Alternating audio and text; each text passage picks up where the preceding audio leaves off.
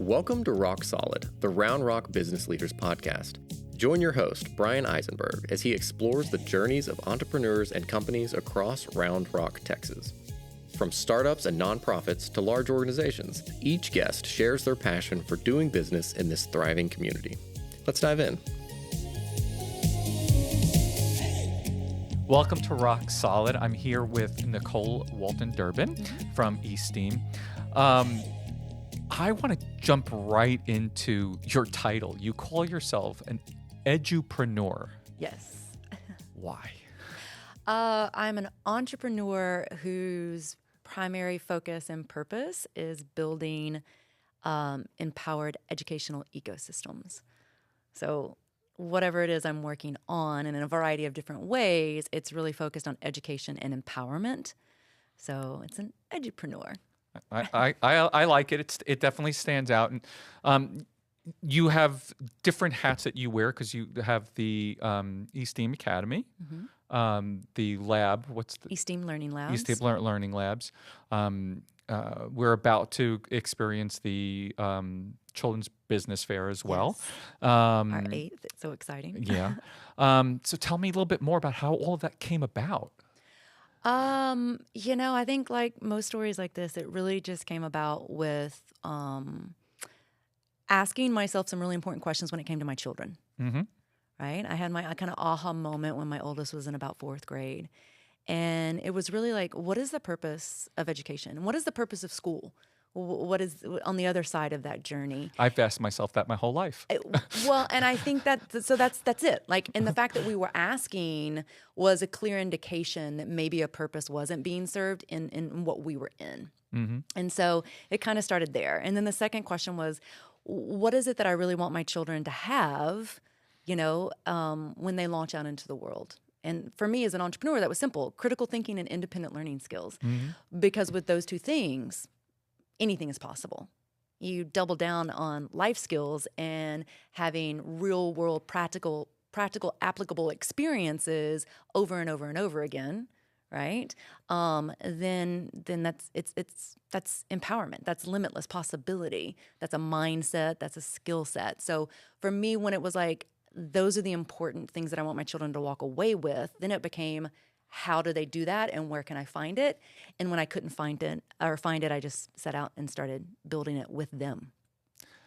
So what did that process look like? Because I'm sure it was messy to begin with. It's still messy. 10 plus years later, we've been doing this, and we do it in a variety of different ways. But the mess is what makes it, right? Life. And it makes it fun, yeah. It makes it fun. Real entrepreneurial. Absolutely. And it makes it life. Like, that's the thing. It's supposed to look like life. If I want my kids to be able and prepared to face life, they have to be able to live in life now, not, when they're adults and they leave the home. So it started actually, I opened first my film school for kids. My husband and I are both filmmakers and artists, and my children had expressed interest, and I wanted to find a really great, empowering place where they could go and develop those talents, right? Mm-hmm. And I'm a huge believer in learning by doing. Yes. So you want to learn how to be a filmmaker? Here's a camera. Mm-hmm. Go make a film.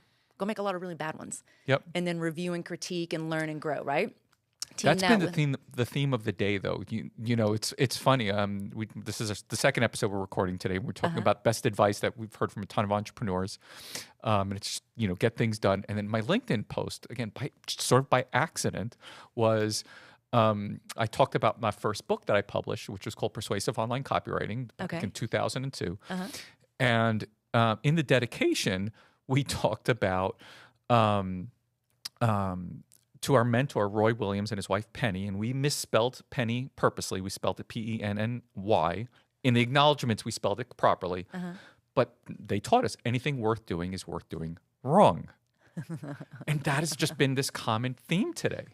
Yeah. And why? Because we all know that through the wrong is so much growth and so much perspective and so much learning, and that we have to have a healthy association and not be afraid to do it wrong. Yeah, F's really are not a bad thing, really. No, F's are really required. Like, we talk about that all the time. Having a different association with failure. Yep. Failure should not be framed in a negative space. It shouldn't be like, oh my God, you should never fail. It should be like, you should be failing early and often and over again. But through that failure critique, review. We talk a lot about opportunities for growth. What's my opportunity for growth here? What did I learn about myself? What did I learn about this experience? What did I learn about this skill set that I didn't know before? That's my opportunity for growth. Now let me go try it again and be brave and bold enough to do it and fail again and get better and better and better, right? Rock Solid is produced and recorded at Round Rock Studio. Located right here in Round Rock, our state-of-the-art studio is built for podcasters and creatives alike. We offer multiple professionally designed podcast sets, top-notch recording gear, and a full photography studio ready for any project. Whether you're launching a new podcast or upgrading your existing one, we can help with multi-camera recording, editing, and everything you need for success. Record with us at Round Rock Studio, your local podcasting partner. Now, so obviously your kids have been at this since day one. Yeah. What does the experience look like for them now, years later, having gone through this program? Yeah. So again, we from the film school, we launched into the academy. I own 2 micro schools that are both part of the E.S.T.E.A.M Academy network of schools. So it's learner led. So you want to talk about trusting your kids? Like we created a place where it's like, here, you're in charge. No, seriously, no adults here are going to save you. As a matter of fact, we have Socratic guides that are contractually obligated to not be allowed to answer questions. Okay. Like there is restraint on the adults and a deep amount of trust for the learners to be able to figure it out. There is constraint on our part to say, hey, it's okay that you're feeling uncomfortable and that this is not fun and that you're struggling. That's normal. What are you going to do about it? Can they phone a friend? Yeah, they can phone a friend. It's a peer-to-peer learning environment. Use your tools, right? What are your tools? Our children live in the information era, right? Knowledge is here. So it's not about not having access to resources and opportunity, right? It goes to grit and communication and critical thinking and independent learning. So again, my children have been in an environment that says, hey, these are all the tools, you have access to them, and we're not going to save you, so use them. And they've done that over and over and over again. And what they just become on the other side of it is amazingly solid human beings who know themselves, who are not afraid to take chances and try really big and bold things, and who just personally, as a mom on the flip side of it, I don't worry about going out into the world. I know that they've got this. That's the important part. Yeah. What are their big dreams right now? So it depends obviously on the kid. My boys are 21 and 17 and 13. And my 21-year-old has launched and he just went out and his goal was to go out and find a job that paid him really, really well and save to buy a house. Okay. So and he's put his head down and he's done the work and he's like, these are the things that I want to go for now. And then once I get to this place later, then I get to enjoy this life in a very different way. Okay, cool. Good for you. Hopefully you're smarter than I was and retire by the time you're 40. I hope you do. Yep. My 17-year-old, he is actually in our Teen Academy program. Okay. At E.S.T.E.A.M Academy. And I love this program because part of that, you might consider it ladder high school if you're thinking in traditional terms, but it's really heavily focused in what we call an NGA badge program, which is your next great adventure. And it challenges them to deep dive who they are, what they're passionate about, what their skills are, how you can combine passion and your skills to find purpose and also a career, right, that makes the world a better place. And it's like mentorships meets apprenticeships, meets network and marketing, meets portfolio projects. It is just such a deep dive experience. And he is deep diving the music industry. Okay. He has a band. He is a self-taught musician like his father. He plays multiple instruments, and he loves that. But I've challenged him to look at the industry from a broader perspective. Like, I love that you have a band and go for it, right? Yep. Like, win a Grammy, baby. But in the industry as a whole, how do you, right, use your skill sets and your passion and make a living and find purpose in this, that, and the other? So because we all know way too many starving musicians. We do, right? But also just to understand the industry as a whole, to understand how you can use it. Are you a session musician? Are you a film composer? His father's a film composer. Like, are you, working in a studio like this as an audio engineer, helping produce podcasts? Like, these are all it's the skill set that has a multitude, right, of Correct. practical applications. So play your music and love your music. But if this is the world you want to live in, then understand the entire industry as a whole and deep dive into it. So that's what he's doing. We'll see. And maybe he'll reach out to you guys for an apprenticeship. I'm going to plant a seed. Did you guys know that there's this place in Round Rock?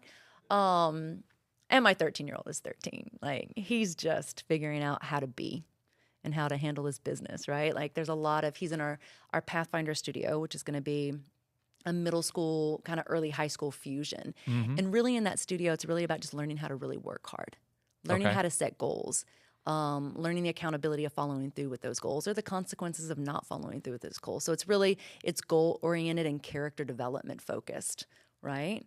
So learning to work hard. So when he does level up to that teen academy, then it's like, now you know how to work hard. Now let's find your why and your purpose and then go out into the world to do that. So it's interesting. It's sounding like, you have a mix of middle school, high school kind of going on there. How does that help some of the kids deal with the traditional pressure of, going from middle school to high school? So there's a lot of power in that dynamic that creates a very different experience for our middle school teenagers, right? Which is a unique group of children. So it's like, well, what are your real struggles, right? Besides just growing into a really uncomfortable age with a lot of things with hormones and all that stuff that's going on, they're trying to identify and discover who they are in a space of not really knowing. And there can be a lot of conflict when this person is wanting you to be this, but you're wanting to be this. And so how do you help them navigate that? And it's really quite simple. You give them tools and you help them to understand that this is very normal and there's nothing wrong with it. But instead of falling into a victim mindset of, oh, whoa, the world is against me, or, oh, whoa, I can't, understanding, no, you can. But you're going to have to do some really uncomfortable things, like sit down and have a conversation with this person. Look someone in the eyes. Yeah, learn how to draw boundaries. Learn how to respect boundaries. Learn how to coexist in a space with people who aren't going to want to do it the way that you want to do it. And that's okay. They don't have to, right?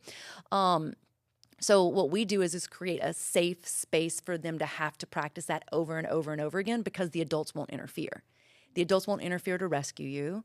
The adults won't interfere to give you a solution to your problem. Okay. And the adults surely won't interfere to be like, oh, you poor little thing. You know what I mean? Like, just avoid that mean old person is a bully and you're a victim here. It's like, no. That's not going to fly. That's not really how it works. So what are you going to do about it? Here's the tools. I'm here to, I'll bounce ideas off of you as a Socratic guide. But at the end of the day, the message is always consistent across all of our studios, no matter whether there are 4-year-olds or our 14 and our 17-year-olds, is you have the power within you to handle this and overcome this challenge. What are you going to do about it?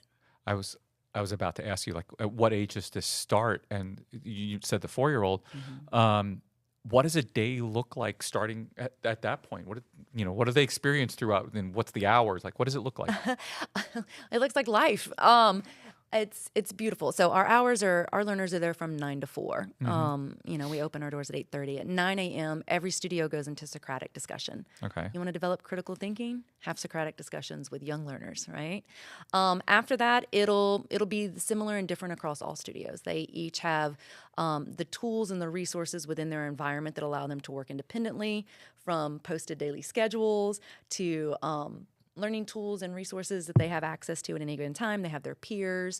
They have a series of challenges that they can choose to engage in or not. They learn how to set SMART goals. They're responsible for leadership in leading their studio. It's a democratic, student-governed type of environment, so they have to learn how to come together and find that way to move forward through a democratic process and system. They have committees that maintain their standards and judge their work quality. We don't have grades in our school. So we have standards of mastery or excellence. And it's very simple. So whereas like, oh, I got a 70%, I move forward. In some systems, ours, no, we get 100% and we move forward. Right. We master or we show excellence in work quality, then we move forward. And so they're responsible for reviewing each other's work and holding each other accountable to their commitments. And if they violate them, to any due process that comes from not keeping one's commitments in word. And so some days it looks very beautiful and focused and intentional, and you'll walk around and be like, oh my gosh. And on other days it looks like pure chaos as they're trying to figure out how to navigate these really big human skill sets and emotions and, experiences. Getting through life with a toolkit.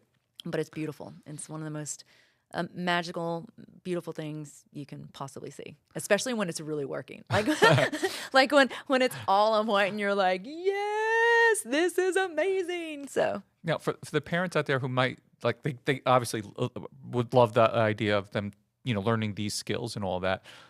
What about the general education part of it? What does that look like? Yeah. So that's the easiest part. Right? When you understand that learning happens. Actually, I would challenge our kids are born learners. Like, anybody who's had a baby, like they come out asking the best question on the planet, and that question is why? And it's the most annoying question, right? It's the one that we as adults start to shush. And it's unfortunately some of our systems do too, right? So we flip that up and we're like, no, ask why. Ask why, and then how, and then try, and then ask why it didn't work, and then ask again, right? So the learning happens. We don't have to teach kids how to learn. We have to get out of their way, stop squashing their natural curiosity, which is what leads to love of learning, and create environments that allow them to just deep dive into it over and over again and honor their time and space, right? The other thing we can't do is assume because you're this many years old that you should be doing the same thing I am because I'm also this many years old, right? Like you're going to move at your pace, I'm going to move at mine. So when we can create a space that allows them to do that and remove some of those arbitrary considerations of saying, oh, well, because you're this, you should be doing this, then we don't have to worry about the learning. Because it always happens. And what's funny is those things that we worry about and we try to control actually happen quicker, faster, and they'll go farther in a shorter amount of time than we could ever teach them simply by allowing them to get there on the time that works best for them and trusting that when it matters to their why, they'll learn everything they need to know and more. Just aligning it with their motivations. It's your why. Yeah. Right? We're all motivated by it. Like why? And again, I can't identify your why. Only you can. I can empower you and challenge you to identify your why, and then Socratically challenge you to say, okay, so based on what we have here, right? Like it's not a free-for-all. We have constraints and we have, frameworks and tools that help us stay within our guardrails to learn these skills, right? We have badge plans. It's a very clear process. This is the badge plan you master to get to the next studio. When do you want to be in the next studio? What's required? What of these are you diving into because it's easy or you enjoy it? What are you avoiding because it's hard and it forces you to work a little more? Which again, you can, but can you get to the next level without eventually facing this hard? So it's not about teachers downloading just a bunch of information to you. It's kind of like what your shirt says. Correct. We actually don't have a single teacher at the school. We have Socratic guides who are contractually obligated to not be allowed to answer their questions. What is that like? What is that like for the parent for the first time that happens and they see that? I'm just really curious. Well, it's like everything else. It depends on the parent. I will tell you that this entire process, because people ask all the time, like, what kind of learner doesn't do well in this environment? And my answer after 10 plus years of working in this space is really the same. 99.9% of learners thrive in an environment like this. It's not the learners that can't. It's usually we, the parents, who cannot, simply because it looks so fundamentally different from what we came from, what we're told it's supposed to look like. And even though we know that it's right, when it comes time to live it, it's very hard because it's hard to see our babies struggle. It's hard and fearful to be like, oh my God, like, can I trust this and give them the time and then wait to the other side of it and then be okay? Yep. So it requires, and we talk about that a lot, the three things that are required are time, tools, and trust. The tools are the easiest part of the entire equation. The time and the trust are the hardest. So it really is about parents understanding that yes, it works. I mean, there's countless evidence that shows that it works. It really isn't that's not the right question. It's asking good questions. Like, am I prepared to do what I need to do to grow alongside my learner in this journey, to really get everything I can out of this, to have them end up with the things that I desired? Yeah. I feel fortunate. My middle one chose baseball as part of his passion because the game of baseball teaches you a lot of those same lessons. Oh, sports in general does. Yeah, I love sports in general does, Mm-hmm. but baseball is such a game of failure that Yes. you have to learn how to be uncomfortable. You have to learn how to make mistakes and be okay with it and just flush it and move on. Move on. Just Next guy, yep. get out of the way. Yeah. And very proud of who he's become, and he's definitely looking for an entrepreneurial journey as he moves forward. Let's dive in a little bit into the Children's Business Fair, because that's one of my favorite events. I got to judge it last year, and I know it's upcoming. This episode will air after it, but what was the inspiration behind putting that together? So, as part of the E.S.T.E.A.M Academy network of schools, right? Really, E.S.T.E.A.M launched the business fair years ago, and so when we launched E.S.T.E.A.M Academy, E.S.T.E.A.M, the E stands for entrepreneurship, right? We went from STEM to STEAM to E.S.T.E.A.M because we were entrepreneurs ourselves and wanted to bring that to the forefront. So the business fair was just a natural alignment. And again, just another well put together opportunity to say, hey, watch what they can do when we let them take lead. We'll facilitate, right, this event that becomes this framework. But other than that, inside of that event, it's up to you. You succeed or you fail, and you learn these really real life practical applications by doing. It's the eighth one. I tell people all the time, first of all, if you've never been to a children's business fair, you need to go see a children's business fair. I've seen them many, many times. I know they work. I'm in the space of building opportunities like this, and I still get chill bumps every year. They still blow my mind. Oh, yeah. With what they come up with. Oh, yeah. There was a few last year that I was like, that's outstanding. Yeah. And again, I think the more that our children can practice entrepreneurial skill sets, then the better they become, right? So yeah, even if it's not a great idea year one or year it two, doesn't matter. It doesn't matter. It really doesn't matter, right? Like, and you don't have to go on to be an entrepreneur. We're talking about the skill sets and the mindset of an entrepreneur. Those are the things that allow you to be successful in anything, right? Like you mentioned baseball. I worked in the restaurant industry for a long time when I was young and up and coming, and that's one of the programs I want to develop with our learners. I believe that the restaurant industry, much like you equated baseball, is an entrepreneur's training ground. You learn so many skill sets from a business perspective, working as a waiter in a restaurant that are practical and able to be applied across multiple businesses people don't even understand. So again, the more that one of the best business books I ever recommend is Unreasonable Hospitality, Will Guidara. Okay. I will have to check it out. Oh, okay. Yeah, it's going to change your mind on most businesses. And in my upcoming book, I talk about the shape of the problem. And my mentor calls this business topic topology, right? Like when you have an issue with something. So I always say, if you have an issue with like customer service, look where great customer service happens, which is the hospitality industry. And I know, several friends, clients who've taken that book and just reframed the way they look at what they're doing from the time a customer calls till they walk in, till they leave a review, because it's now a hospitality function, not a service function of just bring them in, bring them out. Yeah. No, that's amazing. I'll have to check that out. But yeah, but going back to it, the more that we allow our children opportunities and access to opportunities that work those skill sets, and from an earlier age, right? Like that's one of my biggest missions has always been to say, hey, can we do this before high school? Hey, can we do this before middle school? Hey, I promise we can take it all the way back. Just create opportunity and give them the space. And if they pick it up, they pick it up. And if they don't, that's fine. But let's not limit the opportunity until we reach a certain age. We don't need to do that. Absolutely.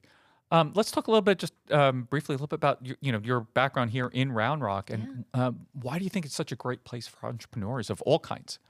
Round Rock is just it's a combination of a lot of things, right? I think Round Rock is a very innovative, future forward. They have that in their leadership where they're thinking to the future, right? Not what we were in the past, but at the same time, they have a great identity rooted in who they are and where they came from.